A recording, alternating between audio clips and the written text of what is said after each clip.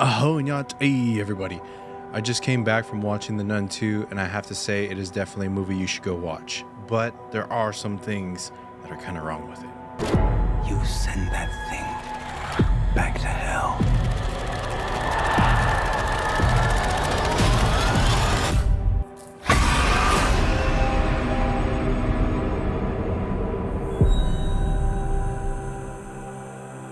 So this is going to be a new video kind of series where I'm going to be giving my input on some horror movies that I've seen that kind of deal with more so ghostly, maybe some ghost hunter movies that are out there, and just kind of give you my perspective on there, as I am a ghost hunter and I've spent many years doing this and interacting with spiritual beings of themselves.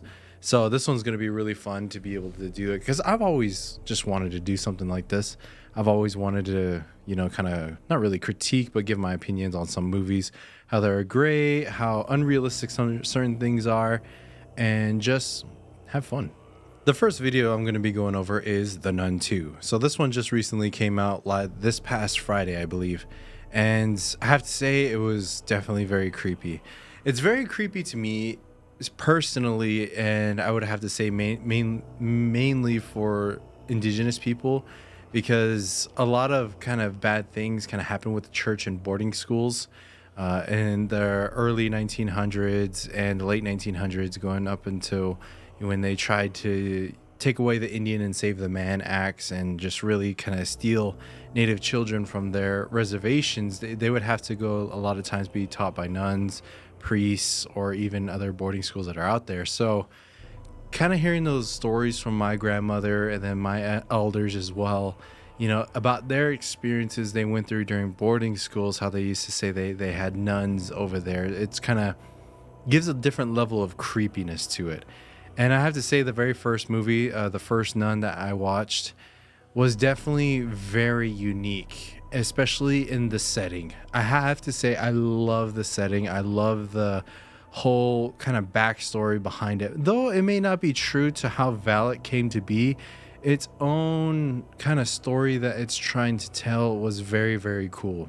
The story goes with the nun, the first nun, is there was a dude that was really trying to summon Valak to be able to get power and riches and to be able to make himself that powerful and rich. But the church heard about it, and then they sent some of their knights over there to kind of close it up using the blood of Jesus Christ to be able to close up the hole. And then they made that whole building into a church to be able to contain the evil, the nuns there had to pray constantly 24/7. They would have to kind of take shifts to be able to maintain that evil that's in there. And what's very interesting is there are some things out there in our own creation stories to where when you would get rid of something like that and you would get rid of a demon like that, you would have to place a guardian there most times at a burial site or a sacred site of itself to be able to make sure that these darkness and these evils do not return.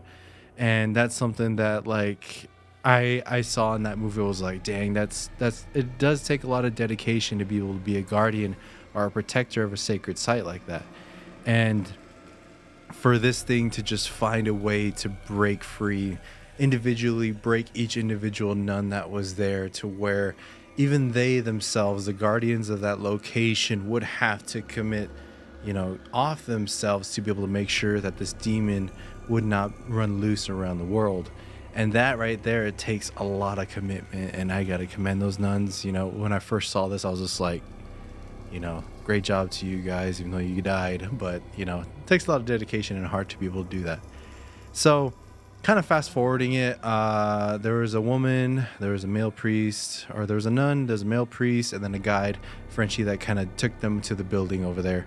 And during the building, they kind of uncover a lot of the dark secrets that the nun has been released, starts scaring them. And I have to say that the scares in there were very unique, because I personally did not know about the bells inside of the grave thing, or to be able to make sure, if you buried somebody alive, they can ring that bell.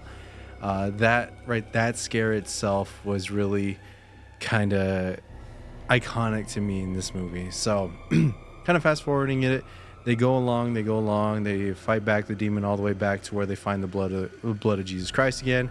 They fight, and then they dip the blood into Valak itself, and it banishes him, and then it closes up the hole again. But before they were actually able to banish Valak, Valak sent a snake inside of Frenchie's mouth, and to be able to pretty much put him under possession whenever the demon, comes back. It can come back through Frenchie whenever it wanted to. So it found its way out, and nobody knew about it besides Frenchie. But that's where it gets kind of hazy in the second one. So the Nun 2, how it kind of starts out is Frenchie and Valak are on the rise. And I have to say, like, the very beginning kill sequences of this movie, and warning, there are going to be spoilers in this review. The kills on this movie were freaking fantastic. Like, I remember I was watching this and I was like, holy crap. Like, no pun intended for the holy. But, Valak lifted up the priest in midair and made him burst into flames instantly. And, there was another scene later on where a delivery girl goes into the building, sees Frenchie and Valak in there, and Valak just goes and breaks her neck and just, oh my God, it's perfect. So the backstory of Valak is kind of where it gets a little hazy for me. So in the movie, I'm not too sure if they're trying to insinuate that Valak's origin story is just a fallen angel of Saint Lucy. And Saint Lucy is somebody who was captured by a bunch of pagans, and she had her eyes gouged out. They tried burning her, but she's pretty much, you can't burn her. So they stole her eyes. And when they stole her eyes, they kept it within a family. And in that family, they kind of passed it along through generation and generation. And apparently Valak is on the quest to find those eyes. Now, I'm not too sure if in the movie they were trying to insinuate that Valak was a fallen angel Lucy or not. I'm not 100% sure on that. That's where I was kind of like a little, kind of hazy on that. But you go to find Frenchie is working at a school, and he's become very good friends with a little girl, and fancies her mom. And so he kind of works as a maintenance man there, and the owner of the school apparently has a certain section of the school that is called the chapel. And in this movie, this old lady is a descendant of one of those holders of the Sacred Eyes of Lucy. So they come to find out later on in the movie that the eyes are hidden at that building right there. And so while Frenchie is there with Valak is trying to find where the eyes are and everything. And, it's kind of strange because, like, I don't know how long Frenchie was there and how long Valak were there. And, it kind of took Valak that long for him to find out where the eyes actually were. If you're an all-powerful demon, I would expect you to be searching high and low for it, but you couldn't find it. So kind of later on in the movie, the little girl is bullied by some other little girls. They take her into the chapel, and there is a glass window that has some designs on there, and there's a goat inside of the glass designs. Now, apparently, if the sun shines directly on the eye, specifically at a certain time of day, then the eyes glow red, and you're supposed to make eye contact with the eye of the goat, and then if you look away, the devil's going to get you. So later on in the movie, the eye that glows is actually pointing to the spot of where the eyes of Lucy are buried. And what kind of confused me was, okay, the demon did not find that out. And second, the demon was right there when, that little girl was looking into the eyes of the devil. And, he can figure that out. I don't know if Valak was just trying to push her out of the way, or if Valak actually had kind of feelings for this little girl because of Frenchie. I'm not 100% sure. That's kind of just like a little theory I have. But the nun, the protagonist of the first movie, is on the road, or she is approached by a priest or I believe he's a bishop from the church, comes to visit her and says, there have been a lot of claims of multiple deaths across Europe. So he comes to her and says, hey, the demon's back. She mentions to the bishop that, hey, well, where's so-and-so that was with me in the first movie that helped me get rid of the demon? Well, he died of cholera. And I'm just like, that's a bullshit, man. You know, I was like, it would have been cool to see him in the movie again. I don't know if it was like some off movie kind of stuff where, you know, he couldn't contractually come back, or he had some other obligations, or if he is actually dead. I'm not too sure. I'll look it up and I'll put it right here if he's actually dead or not. But yeah, so she's pretty much on the hunt with her new friend that she had at the location with the other nuns, and they're on the road to try to track down where Valak is. So they go to the first church where that priest was lifted up into the air and caught into flames. So they were talking to the people that were there, and they said there was a maintenance man that was there that night as well. His name was Frenchie, and immediately she remembered Frenchie and who he was. So they went to go track down where he is working at. One night, Frenchie was walking around, you know, kind of possessed by Valak and trying to get into the chapel. And the chapel is locked for a very particular reason. The owner of the building, the old lady's son, passed away from falling debris inside of that building. And that building is kind of crumbling due to damages from World War II as well. So he died in there. So she ended up locking it up because it's very dangerous. So one night she hears noises, you know, at the doorway of where the chapel is.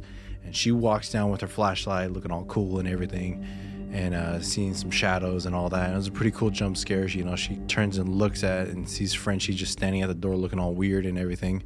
But then she kind of snaps Frenchie out of it, and Frenchie ends up leaving, going back to his room. And that's when you see like the door kind of opened. You can open it a little bit because it's chained up and all, but it's not chained up very well. And she goes and hears her son's voice on the other side. Now, this is something that's a very good tactic that the darkness likes to use, is mimicking voices. They like to pluck and pull at your lowest qualities of yourself, and she was missing her son.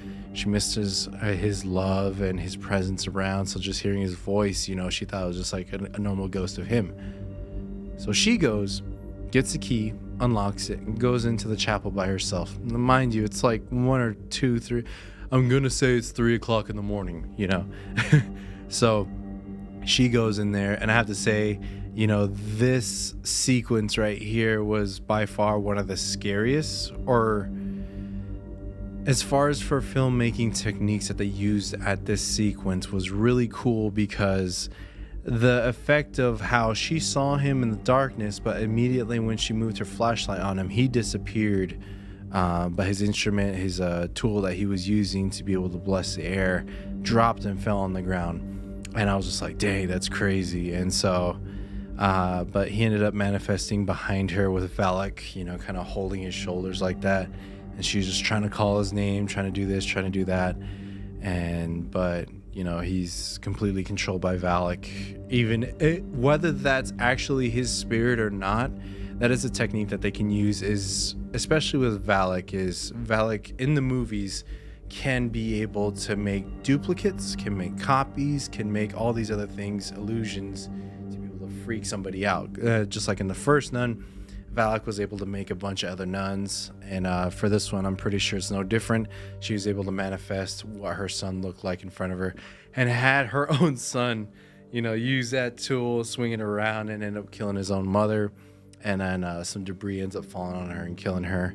So the next day, Frenchie's friends with a student's mother, father's brother's nephew's cousin's former roommate. She ends up finding her in the chapel, and then they end up sending all the girls home because of all this. So there's just a couple girls that were there because they're I think maybe their family couldn't come get them at the time or something. But that night, when it was just Frenchie, the teacher, the girl, and the girl's bullies, and a couple other girls, that's when Valak chooses to make his or her move. I'm not too sure. Its move to be able to go and try to find the eyes. And so when Valak started making his presence known, that's when the protagonist of the first movie comes about. She ends up meeting Frenchie. She's like, hey, you know, we gotta go. It's here. And she's like, no, you're the demon. you're the problem here. And then that's when he gets all like kind of creepy and possessed and all that. And so with that, from there, that's when the battle of trying to capture the eyes first begins. And this right here is one of my biggest problems I have with this movie. In the beginning of the movie, you see Valak, and Valak is a strong, powerful demon. Like literally lifted a dude up and put him in a T-pose and then lit him on fire. Second time, was able to change the environment to look red and very hellish, to be able to scare somebody and everything. And, was able to pick up a little girl, put her against the wall and break her neck with just one hand, apparently. So, and plus countless other kills and deaths along the road. So when it came to this battle, it really seemed like Valak pulled back the punches just for the plot line. I kind of wish that maybe, how they would have made the movie was give it reasons why it couldn't, be all powerful as it was throughout the whole movie. And like, for example, like when they're first walking down the hallway, Frenchie's possessed by Valak. He goes and punches the protagonist in the stomach, launches her across the hallway into some glass and falls on the ground. Now, for any of you out there, if you've ever been punched, there's sometimes if you get punched in the ribs, there's a chance that you could break your ribs. Now, or if you watch like Terminator, you hit the heart perfectly right in the right spot, you can stop the heart immediately.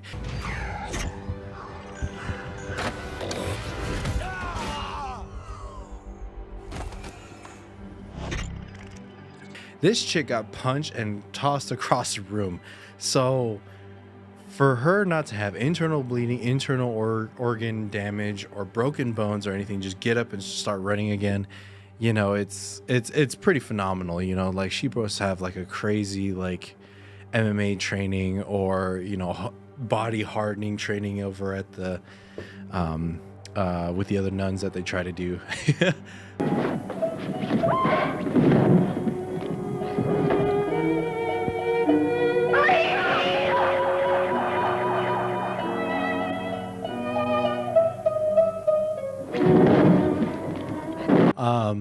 But kind of it's pretty much a tug of war trying to figure out where the eyes are, trying to hold back Valak. Valak ends up that goat that was inside of the stained glass ends up making it real, and then that demon ends up going to the other girls across the building, starts running around, scaring them, chasing them around.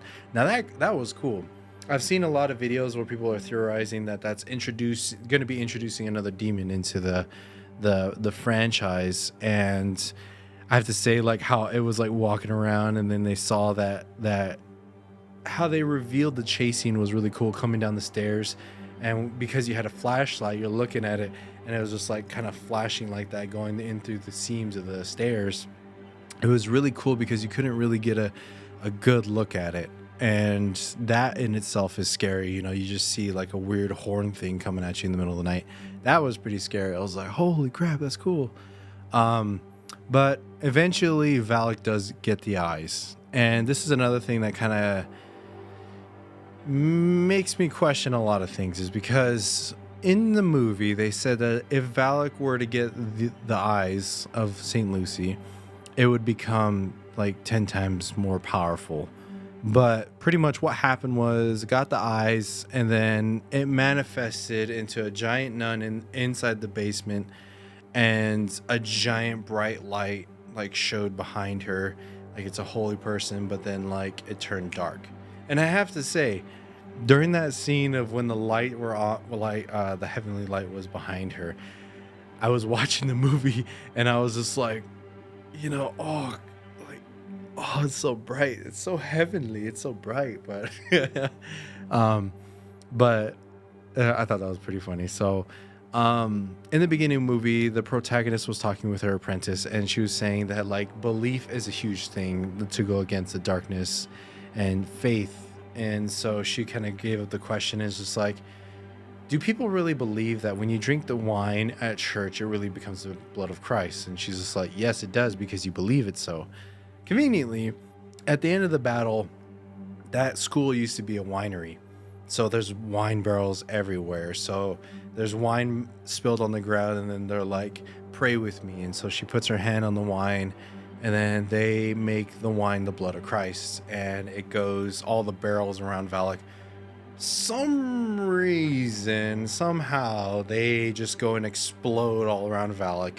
And if there's a bunch of wine, it's theoretically a bunch of blood, and just it makes Valak go, kind of like the lady on Wizard of Oz. You cursed brat! Look what you've done! I'm melting! Melting! Oh, what a world! What a world!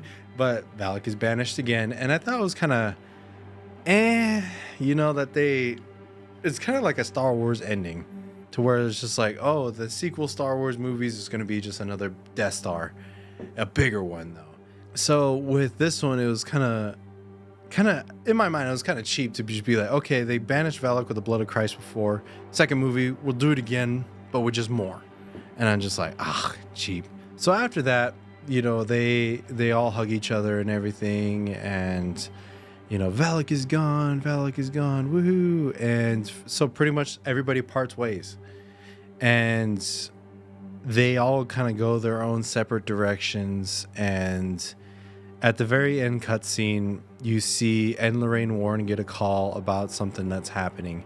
And that's another thing that's kind of sketchy, is the Nun 2 happens, I believe, a couple years before the first Conjuring, where they were talking about the events of the exorcism that happens with Frenchie. So apparently in the second one, it showed that Valak was banished from Frenchie, but somehow, some way in the future, he's going to come back again through Frenchie. And that's something that was like kind of weird, and I really don't understand how that's going to come about again. But overall, I think it was a good movie. I think I am kind of partial because nuns kind of freak me out, especially with where I come from. But if you want to just go see it, it's honestly a really cool movie. I give it a 7 out of 10. It's a pretty good movie. There's some storyline problems that I kind of had a problem with, that just kind of made me question or didn't make sense. And if a movie is supposed to be like really, really good, I'm supposed to understand it, like, with the dialogue, with the story, with the body language, and the sequence of time and everything. It's supposed to make sense to everybody.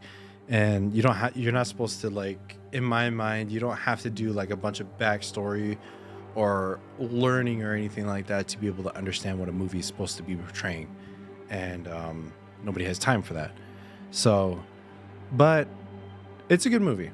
I have to say the first one was better, and I have to say it's better. The first one's better because it's secluded. There's no other people around, and the setting is just creepy. It's just like you're inside of a building where your fellow warriors are supposed to be holding down the fort against a demon, but they're all gone. They're all dead.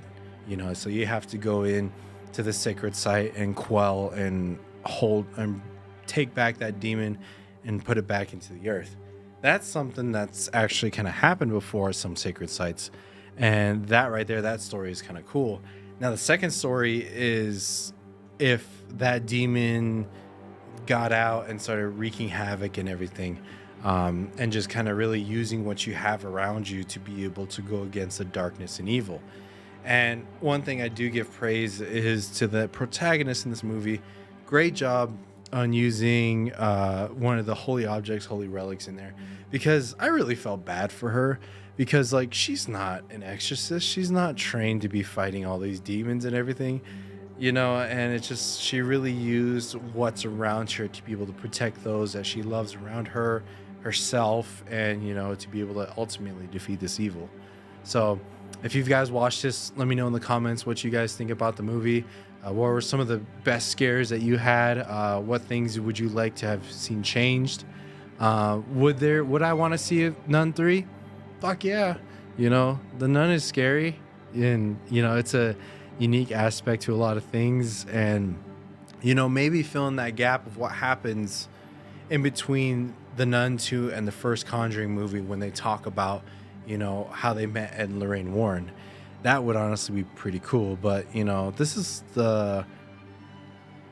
in total, Valak has been banished 3 times. Homie, just goes back to hell and sees the devil. It's like, hey, you back again? Yeah. It's like, all right, we'll get back out there. All right. Takes the elevator back up, goes back to the human world. So that's why I always say, if there's a dark demon out there, you're trying to deal with it, kill it, don't banish it. It's just going to come back or go fuck with somebody else. So that's going to be it for my Nun 2 episode review. I just want to say thank you all so much for watching, and be sure to like, share, and subscribe, and I'll see you in the next one. I'll go on that.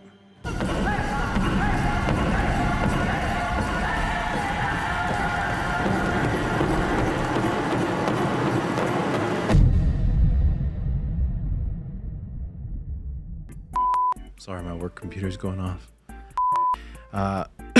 She mentions to the bishop multiple deaths. I can't say death, plurally.